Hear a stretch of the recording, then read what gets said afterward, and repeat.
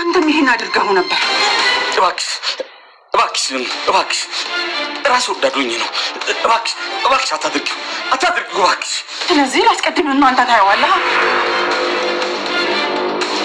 ተይዘም ካደረኩትን ምን ላድርገው? አንቺ አታድርጊው። ለይኩን እያሰብክልኝ እኮ ታውቀው። ዛሬ የመተሳሰባችን ከየት መጣ? ንገረኝ እስቲ ለይኩን፣ እንዴት ነው ይሄ ጎዝ ነገር መተሳሰባችንን መልሶ ያሳየን?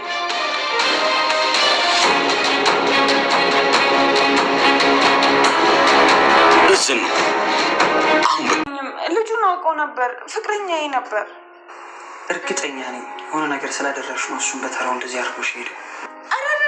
እኔ በጣም ምስኪን ሴት ነኝ። እውነት አንተ እንደምታስባት አይነት አይደለሁም። በቃ እስካሁን እኮ የቀጣኝ ቅጣት እኮ ይበቃል። አሁን እነዚህን ያዝኩትን አጣጥቤ ልሂድ። አስኮናኝ በያሁን ውጪ። እሺ በጣም አመሰግናለሁ። እንድልሽ ነው መቼም አይደልሽም። ይልቅ ቶሎ እቃውን አጠቢና ጨርሽና ወደ እንጨቱ ግቢ። አላበዛሁም እንዴ? እንደውም ወደ ህጉ ሰደኝ። ዳያሁን ወደ ስራሽ። እሺ አሁን ያዘዝከኝን ስራ እንዴት ነው የምጨርሰው? ሲያዝኑልሽ ይግባሽ፣ ያለበለዚያ ቀጥቅጬ ነው የምገልሽ። አንሰራም። ብደበድበኝ ነው አይደል? አንቺ እብድ ሳትሆኚ አትቀሪም። እንደውም አሁን ከደበደበኝ በላይ እኔን አትደበድበኝ። አሁን ቶሎ ደብድበኝና ልሂድ። በይሽ አሁን ከዚህ ውጪ። አስኮናኝ። ኧረ ድጋሚ ማለት ነበር ልትለኝ ነው? ሂጂ ውጪ እያልኩሽ ነው። ሀሳቤን ሳልቀይር ብትሄጂ ነው የሚሻልሽ። የምርህን ነው እንዴ? እሴት ቦታ አንተ ምን ትሰራለህ? ይህንን ንግግር እናና አያትሽ ቢናገሩኝ አግባብ ነበር እኮ። እኔ ነኝ እኮ ያልኩት የእናንዬ ልጅ። መቼም በዚህ የተባረከ ቀን ከኔ ጋር አትጣይም አይደል? እኔ እናንተ መች ተጣልተን እናውቃለን? አውቃለሁ። አሁን ሰዓቱና ቦታ አይደለም፣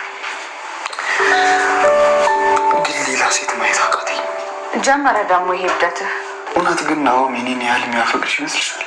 ቆይ ይሄ ደግሞ ምን ማለት ነው? በህልሜም በእውኔም አንድ ነገር ብቻ ነው ማስበው። በፈጠረ ዳግም እረፍ እያልኩ ነው። ኑሐሚን አንቺም ብቻ እሺ። እኔም ከዚህ በላይ አልበጠብጥሽም። ጀስት እንድታውቂ ያክል ነው።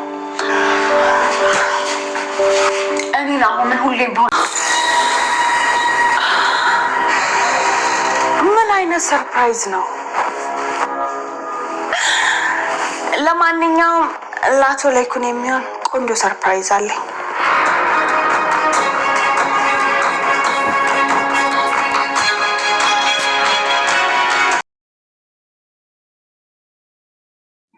ሰላም ወደ ቻናል ቤተሰቦቼ አስቱን ዛሬ ደግሞ በሌላ ቪዲዮ መጥተናል። ተወዳጁ ናሆም ድራማ ዛሬ ምን ተፈጠረ ብሎን አብረን እናያለን። አሁን እንግዲህ የዝናሽና የትልቁ ልጅ እንዳልሆነ ደረሰበት።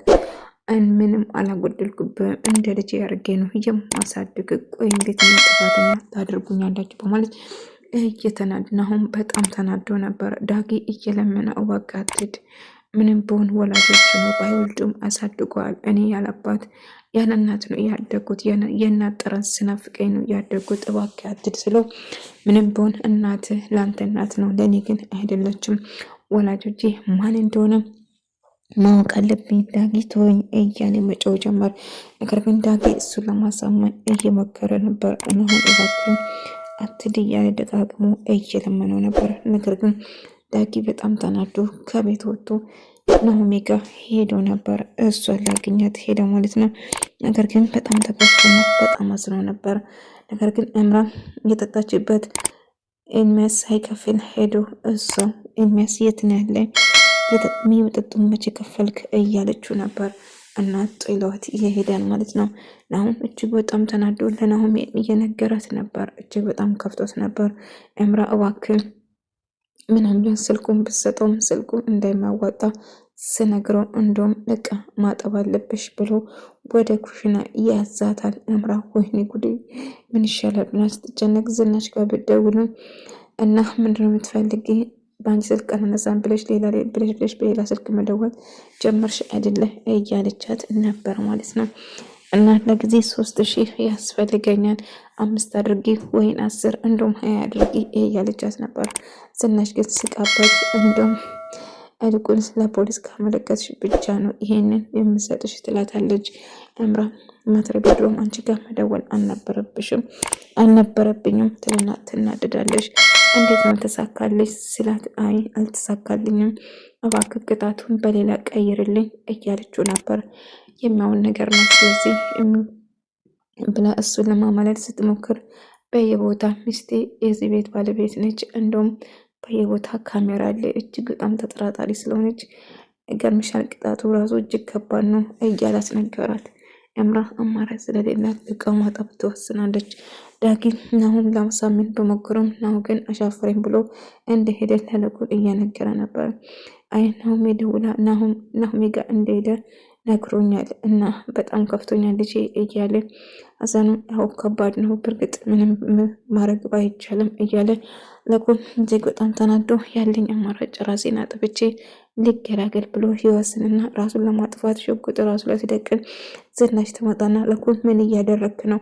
እንዴት እንደዚህ አይነት ነገር ታስባለህ? ብላ ጨወችባት እና ሽጉጡን ከቀማች በኋላ እንደዛ ከሆነ አንተ ብቻ አይደለም የምትሞተው እኔ መሞት ይኖርብኛል ብላ ሽጉጥ ራሷ ላይ ትደቅናለች ማለት ነው። ልዑል እባክሽ ዝናሽ እንዳታረጊ መሳሪያውን ዝቅ አድርጊ እባክሽን፣ አው ጥሩ አላሰብኩም መጥፎ አስባለሁ ትቼዋለሁ ይቅር በይኝ እባክሽን ብሎ ለመናት። ነገር ግን እንዴ አንተ ብቻን ደስተኛ እኔ ደስተኛ እመስላለሁ እንዴ?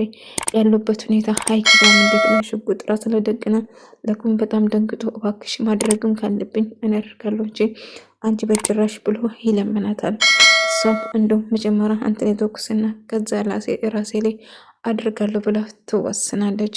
ልዑል እየለመናት ነበር። እባክሽ ዝናሽ ሽጉጡ ዝቅ አድርጊ ብሎ ማድረጉም ካለብኝ እኔ ራሴ ላይ ተኩሳለሁ እንጂ በጭራሽ አንቺ መሆን የለብሽም እያላት ነበር። እንደውም የምትፈልገው ይሄን አልነበረም፣ በቃ ሁለታችን መሞት አለብን ብላ ትወስናለች። ነገር ግን እሱ አይሆንም ሽጉጡ ዝቅ አድርጊ እያለ ስለመናት ነበር ማለት ነው። ዝናሽ እኔን ሰልችቶኛል፣ እኔን ከአቅሜ በላይ ሆኖኛል፣ መሞት ነው የምፈልገው እንጂ ከዚህ በላይ መኖር አልፈልግም። ልዑል በተደጋጋሚ በጣም አዝኛለሁ ጥልና አሁን ወሬሽን ትተሽ እቃውን ትጠቢ እህቴ እያላት ነበር። እባክህ ወንድሜ ርዳኝ፣ ዛሬም ብቻ ይህን የተከመረ የዓመት እቃ እንዴት ነው ብቻዬን አጥቤ የሚጨርሰው? አላጥበውም ትላለች። ይልቁንስ ወሬን ትተሽ ወደ ስራሽ ቤት ቀጥሪ ይሻልሻል። እንጨቱን ትፈልጣለች። እኔ እንጨት ልፈልጥ አላለችም። ሴት ልጅ እንጨት መፍለጥ ከባድ ነው በእርግጥ ማለት ነው። እንግዲህ በተለመነው አሻፈረኝ ይላታል።